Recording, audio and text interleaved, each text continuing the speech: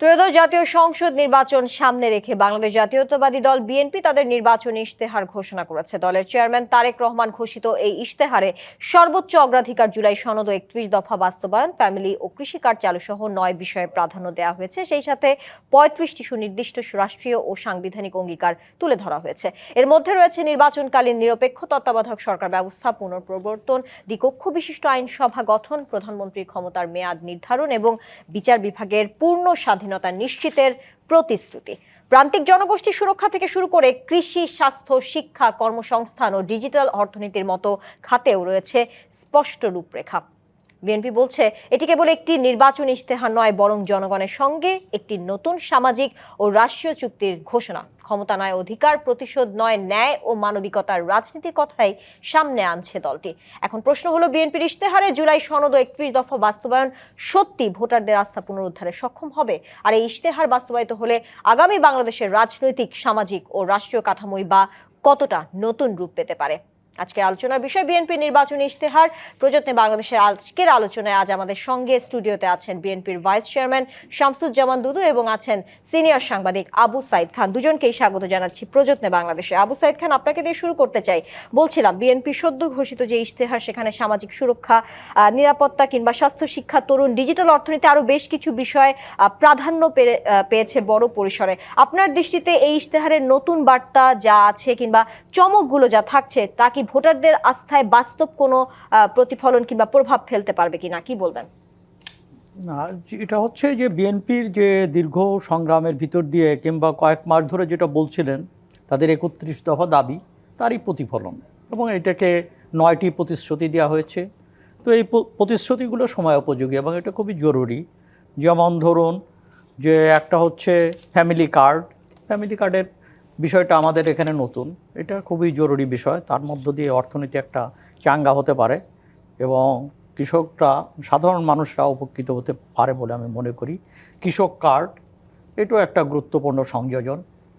তো কৃষক কার্ডের মাধ্যমে তারা ভর্তুকি, সহজ শর্তে ঋণ, কৃষি বিমা এবং বাজারের সুবিধা পাবেন। এটা একটা ভালো প্রস্তাব। তবে আমার এখানে একটু বক্তব্য বলতে চাই যে এখন বাংলাদেশের গ্রামীণ অর্থনীতি কৃষকরাই কিন্তু শেষ কথা নয়। এখানে বিরাট অংশ হলো ক্ষেতমজুর। তো ক্ষেতমজুরদের বিষয়টা অ্যাড্রেস করা দরকার। নিশ্চয়ই এটাকে প্র্যাকটিসে গেলে তারা যখন এটা বাস্তবায়নে যাবেন এই প্রশ্নগুলো এসে যাবে, সেটা খুবই গুরুত্বপূর্ণ। তরুণদের কর্মসংস্থান, ক্রীড়া ইত্যাদি নিয়ে বলা হয়েছে, কিন্তু যেমন ধরুন সেখানে সঙ্গীত শিল্পীদের তারা রয়্যালিটি পাচ্ছেন না বিভিন্নভাবে। তো সেগুলো মানে এটা সংযোজন করা উচিত বলে আমি মনে করি। কৃষকদের সঙ্গে মৎস্য চাষি, পশুপালনকারীদের কথা বলা হয়েছে, কিন্তু গ্রামীণ অর্থনীতিতে এখনও দেখা যায় যে সেখানে কিন্তু কুমার, কামার, সুতার, কুঠির শিল্পীরা রয়ে গেছেন। তাদেরকেও একই ধরনের সুবিধার আওতায় আনা উচিত হবে বলে মনে করি। তো আমার কাছে মনে হয় এটা বাস্তবায়ন করতে গেলে এসব প্রশ্নগুলো এবং এইসব বিষয়গুলো নিশ্চয়ই তারা নজর দেবেন। পরিবেশ ইত্যাদির ক্ষেত্রে যেগুলো বলা হয়েছে খুবই গুরুত্বপূর্ণ। এবং সবচেয়ে বড় বিষয়টা হচ্ছে যে অঙ্গীকারগুলো করা হয়েছে প্রশাসনিক সংস্কার, এবং সেই জায়গাটা থেকে অনেকের মধ্যে সংশয় ছিল। যেমন এটা নিয়ে বিতর্কের পরে এই নির্বাচন ইশতেহার ঘোষণার মধ্য দিয়ে সেই সংশয় আর নেই। কেননা 10 বছরের জন্য প্রধানমন্ত্রীর টার্মটাও ঠিক করে দেওয়া হয়েছে 10 বছর, অর্থাৎ 2 বারের বেশি কেউ প্রধানমন্ত্রী হতে পারবেন না। সেখানে উচ্চকক্ষের ব্যাপারেও বলা হয়েছে যে এখানে উচ্চকক্ষ গঠিত হবে। সেখানে নারীর ক্ষমতায়নের প্রশ্নটাকে বিএনপি অত্যন্ত সামনে নিয়ে এসছে, কেন এটা একটা এই সময়ের জন্য একটা সবচেয়ে জরুরি আলোচনা। কেননা যে এখানে একটা দল তারা নারীকে বিভিন্নভাবে অবমূল্যায়ন করছেন।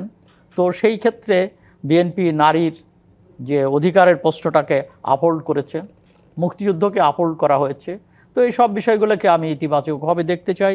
তবে সবচেয়ে বড় ব্যাপার হলো যে ইশতেহার ঘোষণা করা একটা বিষয়, তার বাস্তবায়নটা হচ্ছে সবচেয়ে গুরুত্বপূর্ণ। তো ইশতেহারটা তারা বাস্তবায়ন করবেন সেটি আমরা প্রত্যাশা করি। সেই জায়গা থেকে আমাদের এগুলো বাস্তবায়ন করতে হলে সেখানে ক্ষমতায় যাওয়ার পরে যেগুলো দেখা যাবে যে আমাদের ন্যাশনাল রিসোর্স কত, এই রিসোর্সে কতটুকু সম্ভব এবং কি করে সম্ভব, সেগুলো প্র্যাকটিসের ব্যাপার। সেগুলো বাস্তবে যখন তারা ইমপ্লিমেন্টেশনে যাবেন, যখন তারা এটা বাস্তব প্রয়োগ করবেন, তখন এই সমস্যাগুলো সমাধানে আসবে। তবে আমার কাছে যেটা মনে হচ্ছে এটা সময়োপযোগী একটা ঘোষণা। জি নিশ্চয়ই। শামসুজ্জামান দুদু, আপনার কাছে আসতে চাই, একই প্রশ্ন যদি রাখতে চাই, ত্রয়োদশ জাতীয় সংসদ নির্বাচন সামনে রেখে বিএনপির যেই 9টি বিষয়ে অগ্রাধিকার দেওয়া হয়েছে আমরা বলছিলাম, সেই বিষয়টি নিয়ে, এবং বিএনপি বলছে এই ইশতেহার কেবল নির্বাচনী প্রতিশ্রুতি নয়, এটি একটি সামাজিক ও রাষ্ট্রীয় চুক্তির ঘোষণা। এই ইশতেহারের নতুনত্ব আসলে হিসেবে কি কি থাকছে বা কি কি চমক থাকছে আগের ইশতেহারগুলোর সঙ্গে, মৌলিক পার্থক্যটা আপনি যদি বিশ্লেষণ করতেন, এবং সেই সাথে আবু সাইদ খান যেমনটা যেই প্রশ্নগুলো রেখেছেন সেই বিষয়ে কি আপনি কিছু যুক্ত করবেন কিনা? জি, আপনাকে ধন্যবাদ। যে দলটিকে সম্ভাব্য আগামী দিনের সরকার গঠনে করার জন্য ধারণা করা হচ্ছে ভোটের মধ্য দিয়ে বিজয় লাভ করলে তারা সরকার গঠন করবে, বিরোধী দল হিসাবে বাংলাদেশ জাতীয়তাবাদী দল বা বিএনপি আজকে নির্বাচনী প্রতিশ্রুতি বা ইশতেহার, যেটা 9 দফার কথা আপনি বললেন, কিন্তু ব্যাপক বিশ্লেষণের মধ্যে এখানে প্রায় 51টি প্রসঙ্গ আছে। তো সেটি একেবারে ক্যাটাগরিক মানে বলতে গেলে অনেক সময়ের ব্যাপার। তবে মোটা দাগে যদি আমি বলি, যেমন 71 মুক্তিযুদ্ধ, সর্বশেষ 24-এর জুলাই সনদ, মাঝে কিন্তু অনেক ঘটনা আছে, 90-এর গণঅভ্যুত্থান আছে বা অন্যান্য প্রসঙ্গ আছে। সব মিলিয়ে শুরুটা আমাদের 71 মুক্তিযুদ্ধ, 24-এ গণঅভ্যুত্থানের পরপরই আমরা একটা জিনিস আমার চোখে পড়েছে যে এটাকে দ্বিতীয় স্বাধীনতা হিসাবে কেউ কেউ বলার চেষ্টা করেছে, এবং সেই সময় সত্যিকারের বিবেকবান গণতান্ত্রিক এবং সংগ্রামী বলবো মুক্তিযুদ্ধ 90-এর গণঅভ্যুত্থানে যাদের মাথায় ছিল, তারা কিন্তু স্পষ্ট করে এটাকে প্রতিবাদ করেছে যে আমাদের স্বাধীনতা যুদ্ধ একটাই, অর্জনও একটা, সেটা 71-এর মুক্তিযুদ্ধ। সেই জায়গায় ওইটি যারা মানতে পারে নাই, তারা এই দ্বিতীয় স্বাধীনতা প্রসঙ্গ 24শে জুলাইকে সামনে ওইভাবে ব্যাখ্যা করেছে। এই দুটি প্রসঙ্গ যারা সম্পৃক্ত ছিল তারা গণতন্ত্র বা স্বাধীনতাকে আফোল্ড করতে চাইছে, এটা আমার কাছে মনে হয়েছে, মানুষের অধিকারকে প্রতিষ্ঠা করতে চাইছে। ঠিক তেমনি একটি স্বচ্ছ, গ্রহণযোগ্য, স্বাভাবিক পার্লামেন্ট চাইছে, মানুষের ভোটাধিকার চাইছে। তো এই জিনিসটা 24-এর গণঅভ্যুত্থানের মধ্যে আসছে। এখন আর কয়েকদিন পরে 12ই যে ফেব্রুয়ারি নির্বাচন, যদি কোনো রকম মানে অপ্রত্যাশিত কিছু না ঘটে, তাহলে এই নির্বাচন আমরা সামনে পাবো এবং সেখানে এদেশের মানুষ ভোটাধিকার মানে প্রয়োগ করবে। আমি যেটা মনে করি, জুলাই সনদ যেমন এই যে 19 দফা, তারপরে মানে 2030 বেগম জিয়ার, এবং তার পরবর্তীতে আলোচনার মধ্য দিয়ে 2030, তারপরে 31 দফা। মূল বিষয়টা কিন্তু 31 দফা নিয়ে বিএনপি যে সংস্কারের প্রসঙ্গটা উত্থাপন করেছিল, যে কিছু সাইদ ভাই এখানে উল্লেখ করেছেন, এটা কিন্তু বড় ধরনের একটি সিদ্ধান্ত যে 2 টার্মের বেশি কেউ প্রধানমন্ত্রী থাকতে পারবেন না। তো 2 টার্মের বেশি পরপরও হতে পারে, একাধিকবারও হতে পারে, কিন্তু 2 টার্মের পরে তাকে সরে দাঁড়াতে হবে। যেমন এই যে পতিত সরকার শেখ হাসিনা, মানে ক্ষমতা মনে হলো যেন সেই একমাত্র ব্যক্তি, এটা চালানো ছাড়া আর কেউ কোনো ব্যক্তি নাই। অর্থাৎ কর্তৃত্ববাদী শাসন ব্যবস্থা, অর্থাৎ একদলীয় শাসনটা উনি পরোক্ষভাবে প্রতিষ্ঠা করলেন, এবং সে তার থেকে বেরিয়ে আসার জন্যে কিন্তু এই যে জিনিসটা আমি বললাম 2 টার্মের বেশি, অর্থাৎ 10 বছরের বেশি, এটা কিন্তু একটা মাইল ফলক বলবো আমি। সেখানে আছে যেমন ফ্যামিলি কার্ড, কৃষি কার্ড, শিক্ষা, স্বাস্থ্য, কর্মসংস্থান, পরিবেশ, পররাষ্ট্রনীতি, পত্রিকা খাত, শেয়ার, এরকমভাবে যদি এক একটা নিয়ে আলোচনা করতে চাই অনেক সময়ের ব্যাপার, কিন্তু এইগুলো সবগুলোই কিন্তু এই জায়গাগুলো তো আসছে। আজকে যে আমাদের ইশতেহার পাঠ করেছে যেমন তারেক রহমান, সেই জায়গায় আসছে 10,000 কিলোমিটার নদ নদী, খাল খনন বা পুনঃখনন, যেটা আমাদের পানির একটা বিরাট সমস্যা, কৃষিক্ষেত্রে না, জীববৈচিত্র্য না, প্রাকৃতিকভাবে বাংলাদেশে এখন একটা পঙ্গু হওয়ার মতো অবস্থা। এই পানি, মিষ্টি পানির কথা আমি বলছি, যেটা আমাদের পদ্মা, মেঘনা যেসব ছিল সেগুলো এক প্রকার পার্শ্ববর্তী দেশের মানে অসহযোগিতায় বলবো বা একচোখা নীতির কারণে বলবো, এটা একেবারে শেষ হয়ে গেছে। 5 বছরে 15 কোটি বৃক্ষরোপণ, আমরা গাছ কাটি, গাছ লাগাই না। আমাদের এটা এত সুন্দর দেশ ছিল, এখনো সুন্দর এই অর্থে যে আমরা যদি সঠিকভাবে খাল খনন, পুনঃখনন, তারপরে এই বৃক্ষরোপণ এগুলো করতে পারতাম, সেই জায়গায় কিন্তু 5 বছরে 15 কোটি বৃক্ষরোপণের সিদ্ধান্তের ব্যাপার আছে। জি, শামসুজ্জামান দুদু, এই বিষয়গুলো নিয়ে বিএনপি ইশতেহারের আপনি বিষয়গুলো বলছিলেন, 9টি প্রতিশ্রুতি, ফ্যামিলি কার্ড, খাল খনন, আরো বেশ কিছু বিষয় যে প্রাধান্য পেয়েছে সেই বিষয়টি নিয়ে আসবো আপনার কাছে। বিরতি নিয়ে ফিরছি। প্রযত্নে বাংলাদেশ অনুষ্ঠানে নিচ্ছে একটি বিরতির সঙ্গেই থাকুন। আমন্ত্রণ আরো একবার প্রযত্নে বাংলাদেশে। শামসুজ্জামান দুদু, বিরতির আগে আমরা আলোচনা করছিলাম বিএনপির যে ইশতেহার 9 বিষয়ে অগ্রাধিকার নিয়ে, সেই বিষয়টি সামনে আনছিলাম। ফ্যামিলি কার্ড নিয়ে ব্যাপক আলোচনা রয়েছে। বিশ্লেষকরা, রাজনৈতিক বিশ্লেষকরা বলছেন যে এটি আসলে কতটা বাস্তবসম্মত হবে, যেখানে বলা হয়েছে প্রান্তিক ও নিম্ন আয়ের পরিবারকে সুরক্ষা দিতে ফ্যামিলি কার্ড চালু করে প্রতি মাসে 2500 টাকা অথবা সমমূল্যে নিত্য প্রয়োজনীয় পণ্য সরবরাহ নিশ্চিত করা হবে। তো বাংলাদেশের প্রেক্ষাপটে বা বাস্তবতায় আসলে সেই বিষয়টি নিয়ে সব জায়গায় আলোচনা হচ্ছে। এই বিষয়টি নিয়ে আপনার মন্তব্য জানতে চাই। সেই সাথে তরুণদের কর্মসংস্থান ও স্টার্ট আপের বিষয়টিও উঠে এসেছে এই 9টি বিষয়ের মধ্যে। সেটি আসলে তরুণ ভোটারদের জন্য বিশেষ বার্তা কতটা দিচ্ছে? প্রথম কথা হচ্ছে, আমাদের বর্তমান সময়ে যে ইশতেহারের নির্বাচনের আগে প্রধান প্রধান রাজনৈতিক দলগুলো সবাই তাদের প্রতিশ্রুতি এবং লক্ষ্য এটা তারা ঘোষণা করে। এবারও সে আঙ্গিকে এটা করা হয়েছে, তবে প্রেক্ষাপট কিন্তু একটু ভিন্ন। সেটা হচ্ছে যে 24-এর গণঅভ্যুত্থানের মধ্য দিয়ে যে পরিস্থিতিটা তৈরি হয়েছে, আগের ব্যবস্থার থেকে এক ধরনের একেবারে ভিন্ন ব্যবস্থায় এবং মন মানসিকতায় মানুষের মেজাজ একটু ভিন্ন। সেই কারণে এই যে ফ্যামিলি কার্ডের ধারণা আমার দেশে নতুন মনে হলো। এখানে যে 2500 টাকার যে কথা বলা আছে, যেমন ওয়েস্ট বেঙ্গলে একসময় বেকার ভাতা দেওয়া হতো এবং মাঝে মমতার সরকার সেটা বাতিলও করছিল, আবার পুনর্বার বেকার ভাতার সমতুল্য একটা টাকা দেওয়ার কথা এই কয়েকদিন আগে তারা উল্লেখ করেছে। কর্মসূচিতে কিন্তু বামফ্রন্টের ছিল। তো মমতা সেই বামফ্রন্টকে উৎখাত করেই বলবো, একেবারে নিশ্চিহ্ন করে ফেলছে, কিন্তু কর্মসূচিটা তারা করছে।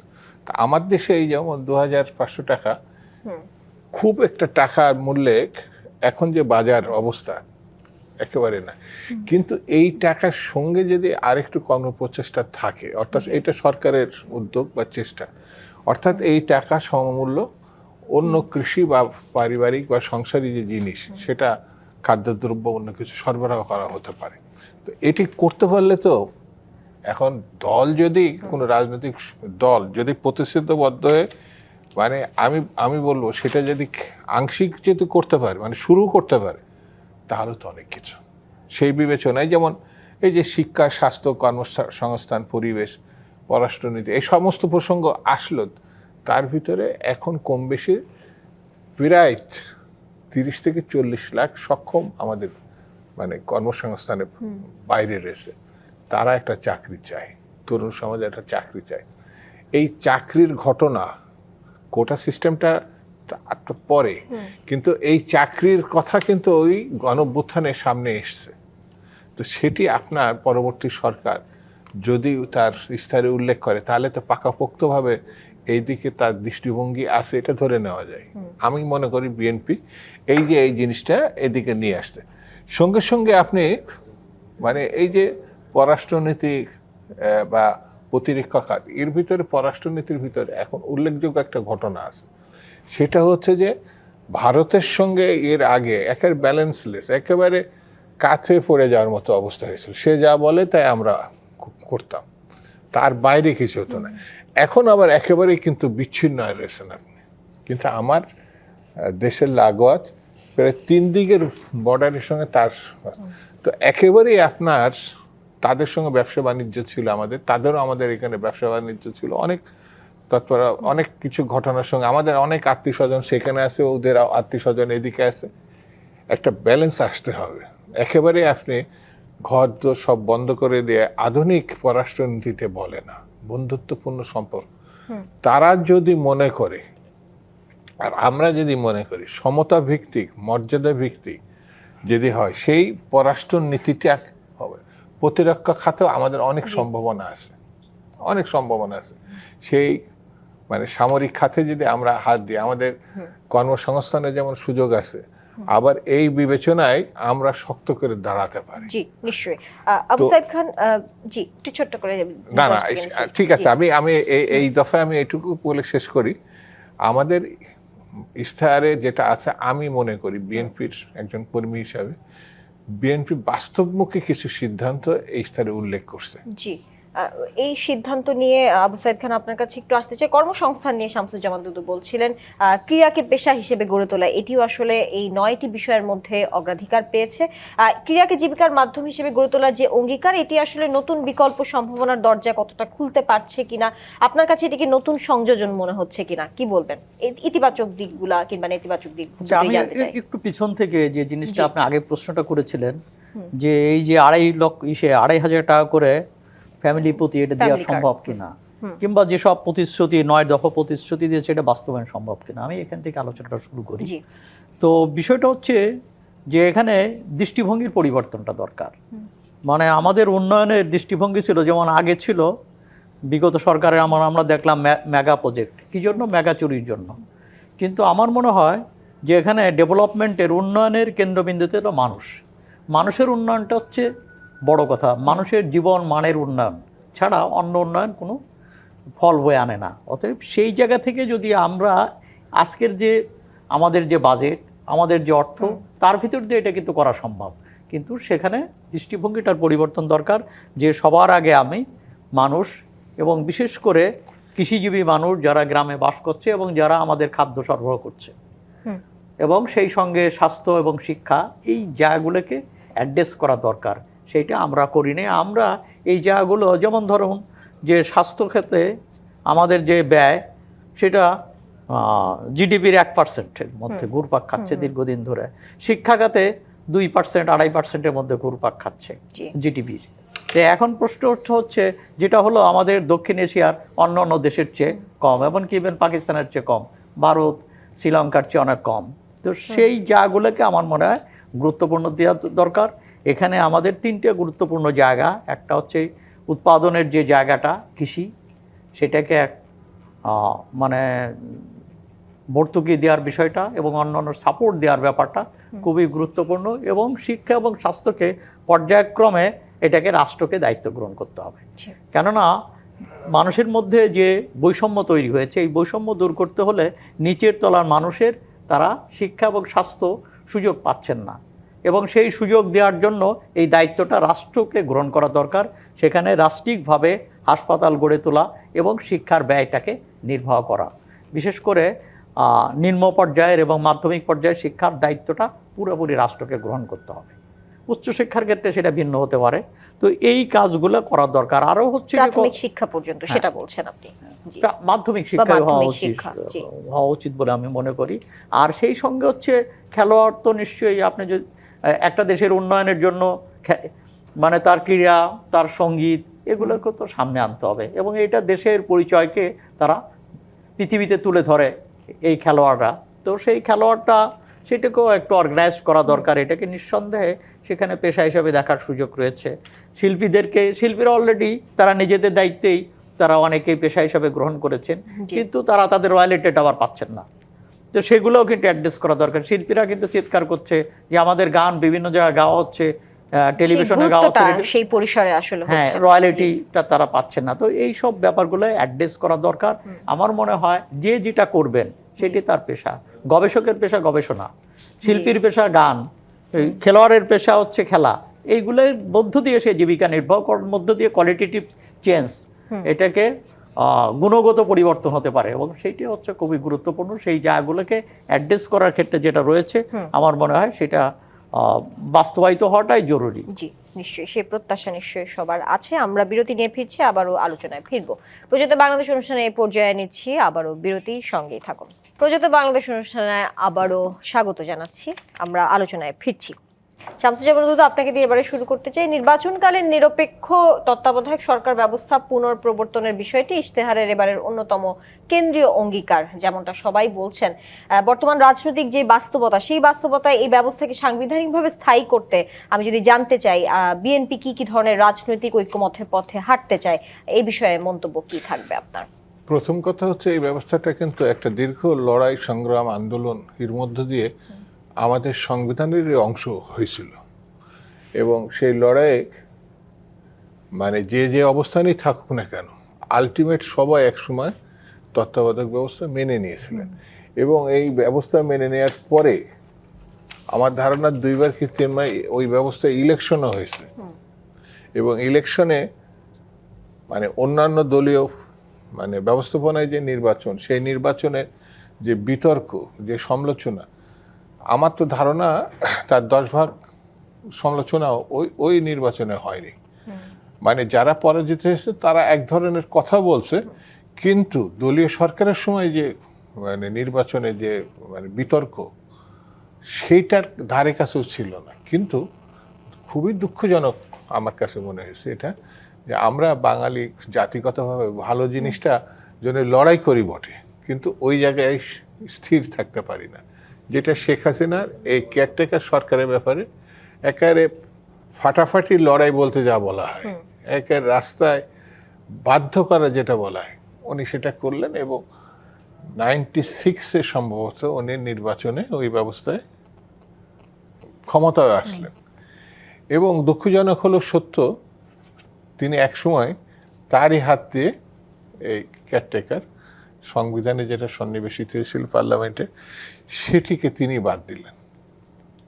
ওই জন্য আমি বলছিলাম যে আমরা একটা ভালো ব্যবস্থার পক্ষে লড়াই করি, সংগ্রাম করি, আন্দোলন করি, মানুষের পক্ষে নিয়ে আসি, কিন্তু সেই ব্যবস্থা আবার আমরাই, আওয়ামী লীগ প্রমাণ করলো, তারা এটা মানে ধ্বংস করলো। তো আমার ধারণা আগামী নির্বাচনের মধ্য দিয়ে যে সরকার আসবে, সারা পার্লামেন্টে যদি এই ব্যবস্থা, বিশেষ করে বিএনপি যে মানে বিস্তারে উল্লেখ করেছে, এটা তারা আগেও মানে বিএনপির পক্ষ থেকে অনেক আন্দোলন সংগ্রাম এই 16 বছর ধরে হয়েছে কিন্তু দেশে। তার মধ্যে একটি দাবি কিন্তু এটাও ছিল, কেয়ারটেকার পূর্ণ প্রতিষ্ঠার জন্য। তো এবং আমার ধারণা কেয়ারটেকার থাকলে মানে আওয়ামী লীগের সভানেত্রী বলি আর কর্তৃত্ববাদী শাসকের প্রধান বলি শেখ হাসিনার এই পরিণতি হতো না।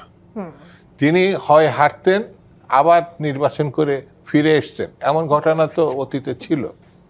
তিনি হেরেছেন এবং ফিরে এসছেন, বিএনপিও হেরেছেন আবার ফিরে এসছেন। যেমন বেগম জিয়া যখন আন্দোলন 96-এ তুমুল আন্দোলনের প্রেক্ষিতে তিনি 15 ফেব্রুয়ারি একটি নির্বাচন করছেন, খুব বিতর্ক সৃষ্টি হয়েছিল ওই নির্বাচনে। মানে আওয়ামী লীগ বা অন্য দল, বামপন্থ কেউ আসে নাই, কিন্তু বেগম জিয়া বারবার বলেছিলেন যে এই নির্বাচন হচ্ছে সংবিধান পরিবর্তন করার জন্য, কারণ পার্লামেন্টে ওই সময় ডাকার পরেও উনি আসেননি। এবং 15 ফেব্রুয়ারি, খুব মজার কথা, 15 ফেব্রুয়ারি নির্বাচন কেউই গ্রহণ করেনি, কিন্তু ওই পার্লামেন্টে পাশ হওয়া কেয়ারটেকারের যে আইন, সেটা কিন্তু সবাই গ্রহণ করছিল। এবং গ্রহণ করার পরে নির্বাচন হলো, আওয়ামী লীগ ক্ষমতা আসলো, বেগম জিয়া না, আওয়ামী লীগ আসলো। তো এবং তারা পরে নির্বাচনে 2001-এ হেরে গেলেন, মানে আওয়ামী লীগ, শেখ হাসিনা, আবার বেগম জিয়া আসলেন। তো এবং তারপরে আবার নির্বাচনে ওই কেয়ারটেকারের মধ্যে দিয়ে আসলেন। তা এই জন্য আমি মনে করি যে এই কেয়ারটেকারটা আসলে এক ধরনের মানে দলনিরপেক্ষ অবস্থান তৈরি হয়, যে ব্যবস্থার কথা 31 দফায় ছিল, গত আন্দোলনের কথা ছিল, সেই কথাটি ইশতেহারে সন্নিবেশিত করছেন জনাব তারেক রহমান। সেই জন্য আমার ধারণা এটা একটা ভালো ব্যবস্থা হবে। জি, নিশ্চয়ই। আবু সাইদ খান, আপনার কাছে আসতে চাই। বিএনপির ঘোষিত ইশতেহারে সাংবিধানিক সংস্কারের বিষয়গুলো আলাদাভাবে গুরুত্ব দেওয়া হয়েছে, যেমনটা শামসুজ্জামান দুদুকেও বলছিলাম। আপনার বিশ্লেষণে এই বাংলাদেশের যে আইন ব্যবস্থার যে সংকট, শাসন ব্যবস্থার যে সংকট, সেটি থেকে আসলে উত্তরণের একটি পথ হিসেবে দেখছেন কিনা এই প্রস্তাবনাগুলো, কি বলবেন? আচ্ছা, প্রথমত হচ্ছে যে এখানে সুশাসন নিশ্চিত করতে হলে যে কতগুলো জিনিস গুরুত্বপূর্ণ, যেগুলো বিএনপি তার ম্যানিফেস্টোতে অ্যাড্রেস করেছে। যেমন ধরুন, আমাদের সংবিধানে ছিল স্থানীয় সরকার, মানে স্বশাসিত মানে জনপ্রতিনিধিত্বশীল স্থানীয় সরকার, কিন্তু স্বাধীনতার 54 বছরে স্থানীয় সরকার, শক্তিশালী স্থানীয় সরকার গড়ে ওঠে নাই। এবং স্থানীয় সরকার এখানে প্রশাসনের লেজুড়ে পরিণত হয়েছে। এখানে তারা প্রশাসনের দিকে, অর্থাৎ ঢাকার সরকারের দিকে, সচিবালয়ের দিকে তাকিয়ে থাকতে হয়। তারা নিজস্বভাবে তাদের বাজেট এবং তাদের ক্ষমতা এক্সারসাইজ করতে পারে না। তো এখানে স্বশাসিত, মানে এখানে জনপ্রতিনিধিত্বশীল স্থানীয় সরকারের ব্যাপারটা এখানে বলা হয়েছে। আমার মনে হয় সেটা সুশাসন নিশ্চিত করতে হলে সরকার জনগণের দোরগোড়ায় নিয়ে যেতে হবে এবং স্থানীয় সরকারকে শক্তিশালী করাটা খুবই গুরুত্বপূর্ণ। এইটা একটা বিষয়। আর একটা হচ্ছে যে এখানে তো ভারসাম্য ছিল না, যেমন রাষ্ট্রপতি প্রধানমন্ত্রী ভারসাম্য না, এটা কীভাবে রক্ষা করবে সেটা দেখবার বিষয়। তবে যে জিনিসটা দরকার, যেমন কতগুলো জিনিসকে অ্যাড্রেস করা হয়েছে, যেমন রাষ্ট্রপতির উপরাষ্ট্রপতি, তার চেয়ে বড় গুরুত্বপূর্ণ বিষয় হচ্ছে এখানে বিরোধী দল থেকে ডেপুটি স্পিকার করা হবে। তো এই প্রতিশ্রুতি দেওয়া হয়েছে, এটা গুরুত্বপূর্ণ যে বিরোধী দল থেকে ডেপুটি স্পিকার করার মধ্য দিয়ে এখানে বিরোধী দল মানে সরকারের শাসন ব্যবস্থার মানে গুরুত্বপূর্ণ পার্টনার হয়ে উঠবেন। তো আমার কাছে মনে হয় এই কাজটা খুবই গুরুত্বপূর্ণ। 2 বছর কেউ থাকতে পারবে না, কেউ প্রধানমন্ত্রী থাকতে পারবে না, এটাও নিঃসন্দেহে গুরুত্বপূর্ণ, যেগুলো অন্য অন্য দলের দাবি রয়ে গেছে। আর একটা হচ্ছে এখানে নারীর ক্ষমতায়নের ব্যাপারটাও রয়েছে, যেমন উচ্চকক্ষ কিভাবে হবে, সো সেটা নিয়ে বিতর্কটা এখনও আছে। বিএনপির ঘোষণাপত্র দেখলাম, ব্যাপারটা ফায়সালা করে নেই। তো জুলাই সনদে আছে ভোটের অনুপাতে হবে। তো আমার মনে হয় বিএনপি শেষ পর্যন্ত ভোটের অনুপাতের বিষয়টা মেনে নেবে, যদিও বা তারা বলেছিল যে সিটের অনুপাত। তো আমার মনে হয় ভোটের অনুপাতটা বিএনপি শেষ পর্যন্ত মেনে নেবে বলে মনে হয়। কেননা তারেক রহমান এর আগে বলেছেন যে অন্য কেউ গুরুত্বপূর্ণ কথা বললেও তিনি তা বিবেচনা করবেন। আর জুলাই সনদের ব্যাপারে যখন হাবড় দেওয়ার ব্যাপারে উনি আহ্বান জানিয়েছেন, তাহলে স্পষ্ট প্রতীয়মান হয় যে উনি এটা মেনে নেবেন। তো সেই জায়গা থেকে যদি হয় যে কার্যকর একটা উচ্চকক্ষ যদি গঠিত হয়, তাহলে এখানে মানে 5 মিনিটের মধ্যে আইন পাশ করার জায়গাটা বন্ধ হয়ে যাবে। আর উচ্চকক্ষটা কিভাবে গঠিত হবে, শুধুমাত্র ভোটের অনুপাত নয়, এখানে নারীদের জন্য উনি 10%, অর্থাৎ শতকরা 10% নারীদেরকে গ্রহণ করার, অন্তর্ভুক্ত করার কথা বলেছেন। এখানেও নারীদের বিষয়টা গুরুত্বপূর্ণ, যদিও এইটা এই জন্য গুরুত্বপূর্ণ যে বাংলাদেশে এখন পর্যন্ত যে নারীদের ব্যাপারে কটাক্ষ হচ্ছে, রাজনৈতিক অঙ্গনে বিভিন্নভাবে নারীদেরকে অসম্মানিত করা হচ্ছে। এমনকি এখানে প্রতিদ্বন্দ্বী দল এবং জোট, সেখানে দেখা যাচ্ছে একজন নারী, মানে সেই প্রতিদ্বন্দ্বী দল, দ্বিতীয় দল বলা যায়, তাদের কোনো নারী প্রার্থী নেই। অবমাননামূলক বক্তব্য এটা একটা, এবং নারীদের ক্ষেত্রে অবমাননাকর কথা বলা হচ্ছে, এবং যেগুলো অনেক সময় জনমতের চাপে প্রত্যাহারও করা হচ্ছে। তো এই বিষয়গুলো, এবং এখনো তারা স্পষ্ট করছে না যে নারীর, তারা বলছে মর্যাদা দিবেন। এই মর্যাদা মানে কি সমমর্যাদা কিনা, পুরুষের পাশাপাশি তার সমঅধিকার নিশ্চিত হবে কিনা, এই ব্যাপারটা তারা স্পষ্ট করে নাই। সেই ক্ষেত্রে বিএনপির জায়গায় থেকে তারা নারীদেরকে সমমর্যাদার জায়গায় নিয়ে আসার যে প্রস্তাব দিয়েছেন, এটা আমার কাছে মনে হয়েছে যে একটা গুরুত্বপূর্ণ বিষয়। তো সব কিছু মিলে এখানে প্রশাসনিক এখানে বিন্যাসটা গুরুত্বপূর্ণ। তবে যে জিনিসটা আমি আগেও একবার বলেছি, আবারও বলতে চাই যে হ্যাঁ, অনেক ঘোষণা থাকে, অনেক ভালো কথা থাকে, কিন্তু সেগুলো বাস্তবায়নের উপর নির্ভর করবে তার সাফল্য। তো সেইটার দিকে আমরা তাকিয়ে থাকবো। জি, নিশ্চয়ই এই সাফল্য কিংবা এই ইশতেহারের বাস্তবায়ন সঠিকভাবে হবে, সেই সাফল্যর উপর আসলে জনগণও তাকিয়ে আছে। আপনাদের দুজনকেই ধন্যবাদ আজকের প্রযত্নে বাংলাদেশে এসে সময় দেওয়ার জন্য। শেষ করছি প্রযত্নে বাংলাদেশের আজকের আয়োজন। ডিবিসির সঙ্গে থাকুন 24 ঘন্টা।